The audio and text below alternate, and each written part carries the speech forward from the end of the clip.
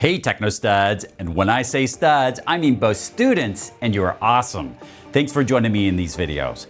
So whether you're working with a router or a switch or some of the other Cisco devices, there are some common configurations that you're going to set up on those different devices. So in this module, let's go over some of the common configurations that you would set up on your device.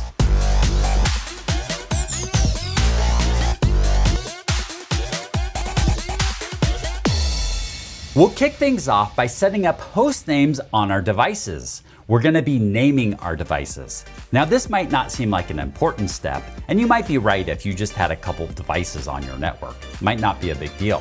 But if you're dealing with an enterprise network and you have hundreds or thousands of devices, suddenly host names or device names become very important.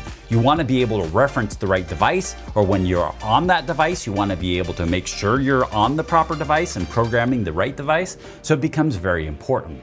And then we'll get into setting up the clock.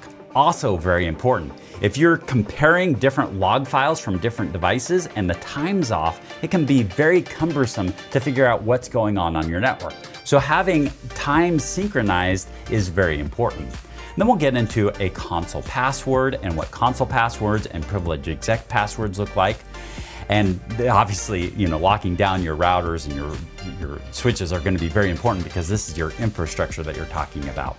And you may not always want to console into your device in order to configure it. You may want to remote manage those. So we're going to learn about management interfaces and VTY lines so that way we can remote manage these devices.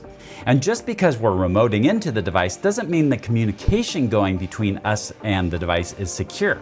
So the next step is to configure SSH on those devices so we can SSH into the device, which is just a form of encrypting the traffic, that management traffic. And then we'll get into configuring users so we can start locking it down to certain users, and we'll wrap things up with talking about banners and how to set up a banner.